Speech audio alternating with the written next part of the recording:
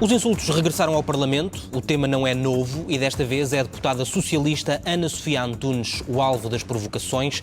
Ontem mesmo, aqui na SIC Notícias, esta deputada, que é invisual, acusou os deputados do Chega de serem mestres da ofensa, diz que lhe chamaram aberração e drogada. O deputado Pedro Frazão é deputado do Chega, é um dos acusados pela deputada socialista. Bem-vindo ao Facto Político, obrigado por estar connosco. Olá, Diogo, eu é que agradeço o convite. Se um dos seus 7 filhos chamasse aberração ou drogada a uma colega de escola, dava-lhe os parabéns pela elevação. Olha, os meus filhos estão educados com a mesma educação que eu recebi dos meus pais, graças a Deus. E, de facto, o que está a acontecer no Parlamento é algo que não é de novo. E eu digo sempre aos meus filhos que não nos devemos ofender com as outras pessoas, porque as pessoas inteligentes não ficam ofendidas, tiram conclusões acerca dos outros. E nós temos aqui várias conclusões a tirar, nomeadamente sobre aquilo que a senhora deputada Ana Sofia Antunes disse ontem, aqui nesta antena, nomeando-me sobre o que ocorreu ontem. Eu quero esclarecer aqui, primeiro, que não estava presente na sessão quando ocorreram esses apartes ontem. A deputada não estava a dizer que era especificamente ontem, que havia insultos vindos da bancada do Chega e que o Pedro Frazão era um dos deputados que costumava proferir esses insultos. Não, isso não é verdade. É verdade que eu, de facto, sou muito profícuo em fazer apartes no Parlamento, porque a dinâmica parlamentar assim o permite e é-me concedido na dinâmica parlamentar e no próprio regimento em fazer apartes, mas o que acontece é que os meus apartes são de acordo ou de desacordo com aquilo que está a ser dito a cada momento no Parlamento. Agora, a mim sim, já me ofenderam muitas vezes no Parlamento. E é lamentável que os meus filhos, como o Diogo disse, tenham que ouvir na comunicação social e de outros partidos políticos, nomeadamente que o pai é racista, porque logo em 2022, quando eu fui eleito pela primeira vez ao Parlamento, a deputada e líder do Bloco de Esquerda, Catarina Martins, disse que tinham sido eleitos 12 deputados racistas referindo-se ao Chega. E sabe o que é que aconteceu nessa altura? Deixe-me só terminar esta ideia. Sabe o que é que aconteceu nessa altura? Eu fiz queixa judicial da senhora deputada Catarina Martins, tal como fizeram todos os deputados do Chega, e o que é que aconteceu? A senhora deputada refugiou-se na sua imunidade parlamentar. Disse que não abdicava da imunidade parlamentar por ter chamado de racista aos deputados. Além de racista, já fui chamado de xenófobo, misógino, fascista. Então, mas deixe-me tentar e, portanto, perceber. esses apartes estão nas atas do Parlamento.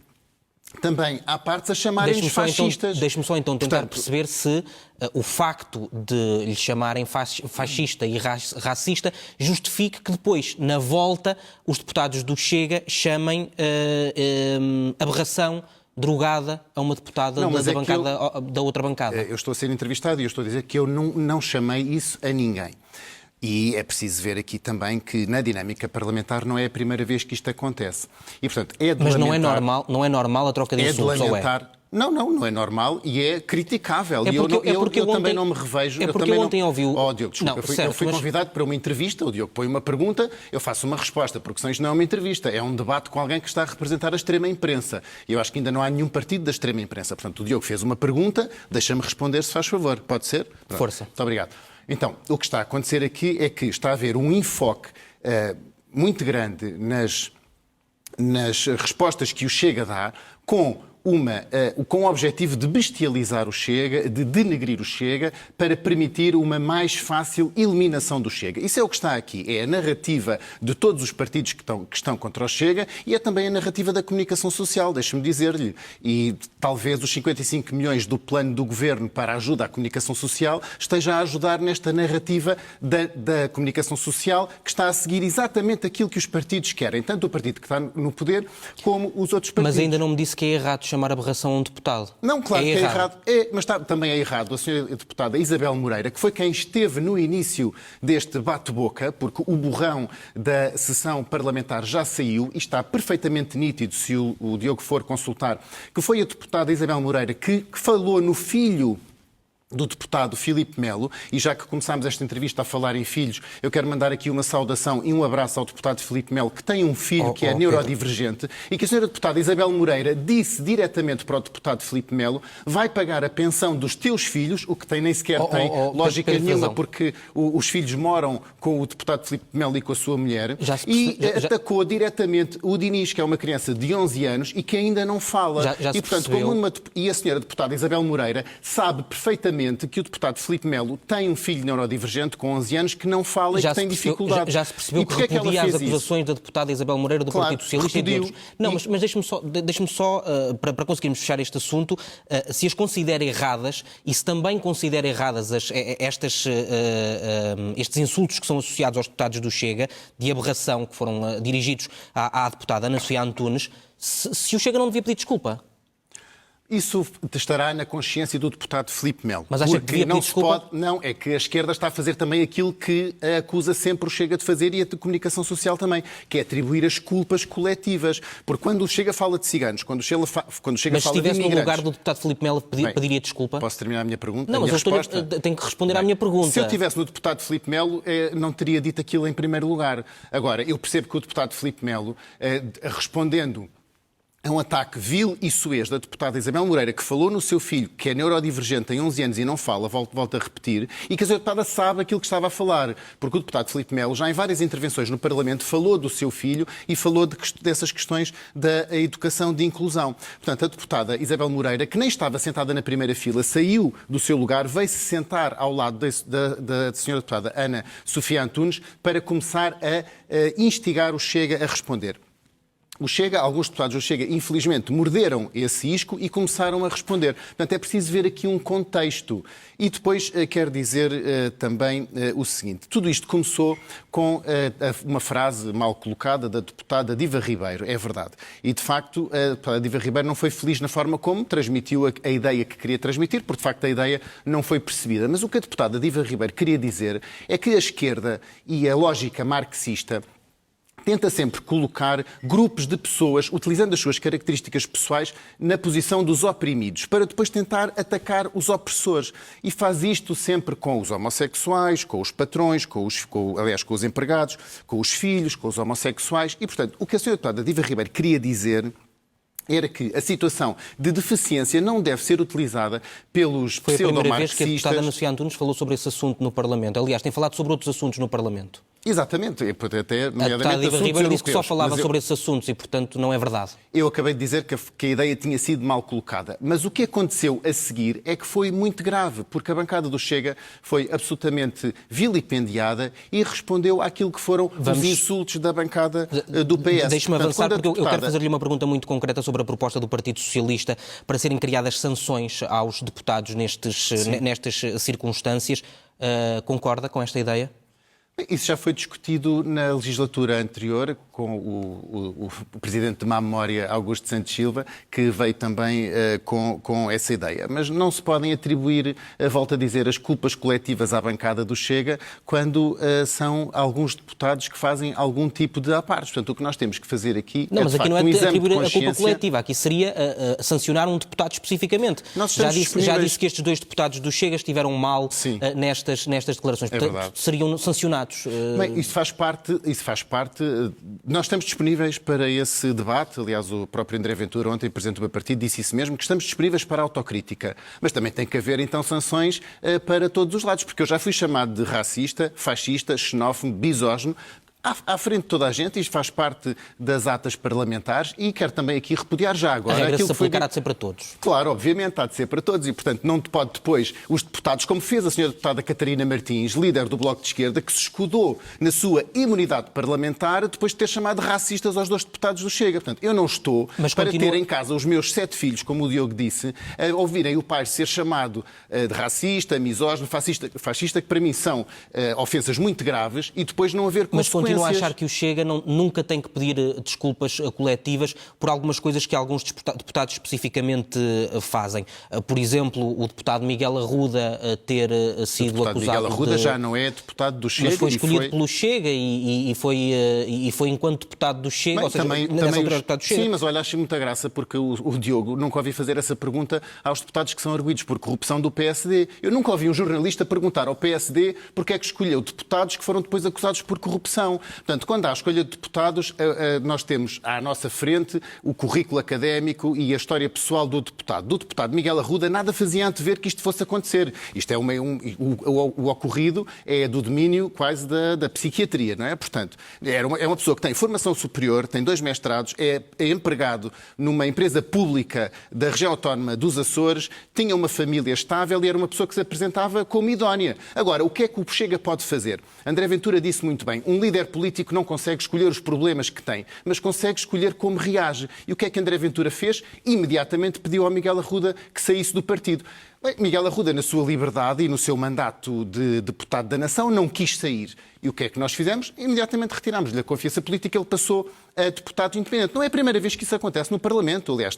Mas não temo que estes casos retirem eleitores ao Chega? O próprio PSD teve, em certa altura, uma debandada enorme de deputados na sua bancada parlamentar. Mas não tem efeitos eleitorais depois destes casos? Eu penso que os nossos eleitores e os portugueses sabem muito bem ver aquilo que é a atuação do nosso Presidente André Ventura nestes casos. Nos vários casos que têm ocorrido no Chega, é preciso que haja uma ação dura, enérgica e de limpeza do partido. Nós queremos, de facto, limpar Portugal clara, e também temos que limpar o partido. E é isso que tem acontecido. É isso que tem acontecido. André Ventura tem sido imediato, enérgico, contundente e lapidar na sua ação dentro do partido. A única vez que André Ventura não agiu imediatamente foi quando estava nos Estados Unidos e, portanto, estava no estrangeiro. Obviamente não podia, mas eu estive em contacto com o presidente do partido, estive também em contacto com os deputados que protagonizaram alguns desses factos e posso garantir que a nossa atuação dentro do partido, aqui como vice-presidente da Direção Nacional, que a nossa atuação dentro do partido Deixe-me avançar, Pedro Frazão, porque nós não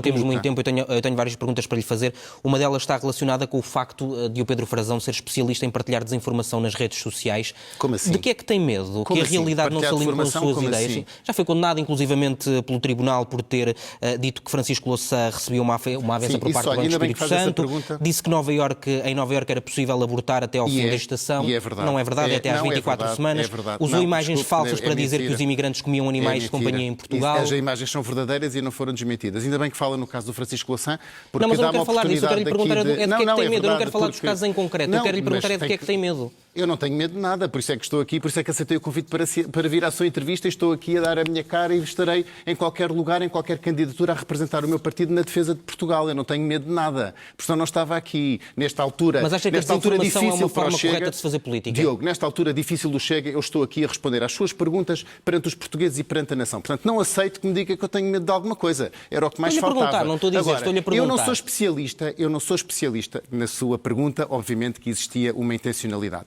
Eu não sou especialista em partilhar desinformação. Isso talvez é aqui esta casa que partilha notícias muitas vezes enviesadas em relação ao Chega, em relação a André Ventura e em relação às nossas propostas legislativas no Parlamento. O que eu sou especialista é em denunciar a verdade. E, de facto, quando eu falei de Francisco Louçã, acho muito engraçado que o Dr. Francisco Louçã me tenha processado a mim por ter...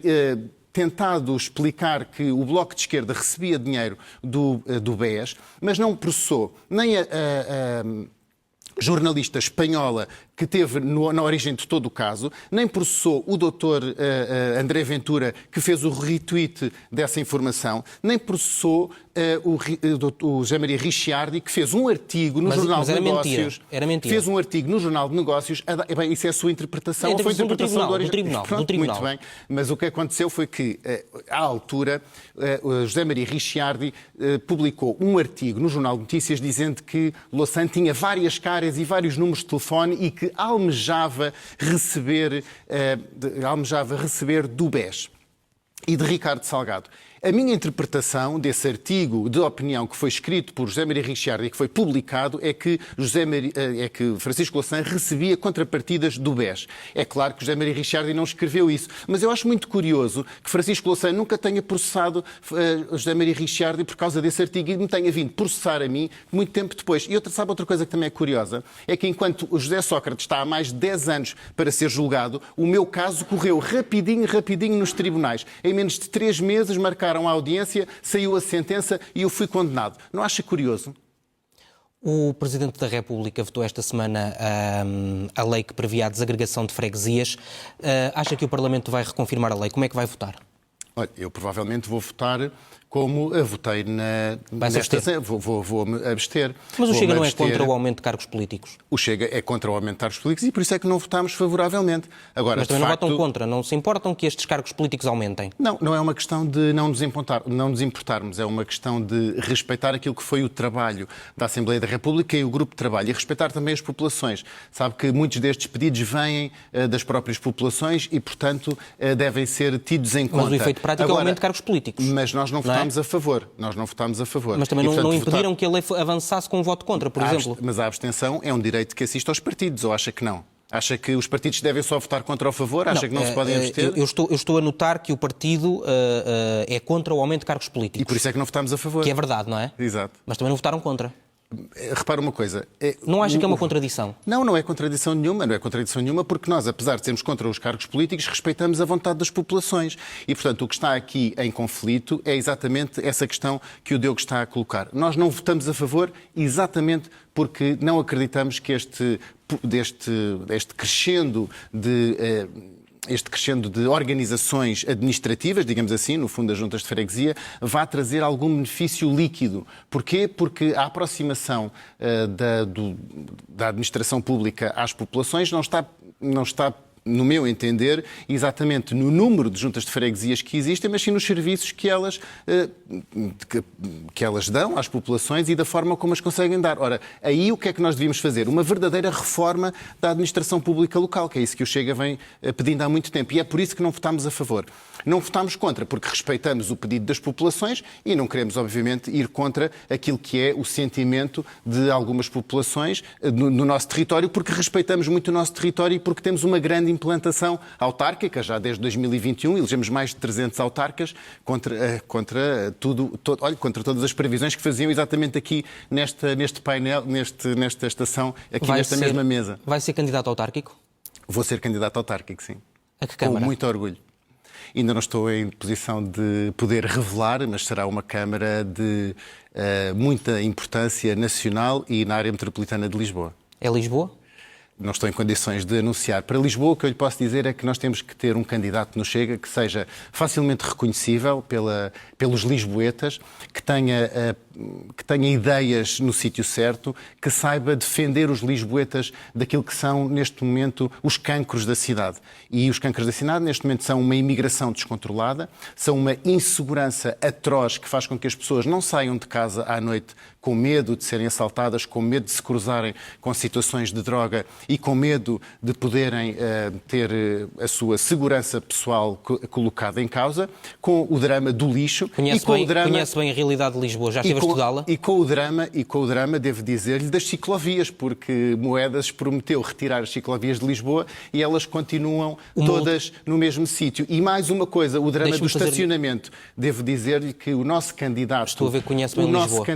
O nosso candidato à Câmara de Lisboa, uma das primeiras medidas que deve fazer é extinguir a EML. A EML é uma polícia persecutória pretoriana dos lisboetas que não serve mais do que para expoliar os lisboetas e encher os cofres da Câmara. Recentemente o deputado Miguel Arruda dedicou-lhe uma publicação nas redes sociais. O conteúdo era mentiroso ou pertence a alguma daquelas comunidades? Olha, o conteúdo era muito lisonjeiro. Primeiro porque me apontava como um católico, que é público, que eu sou...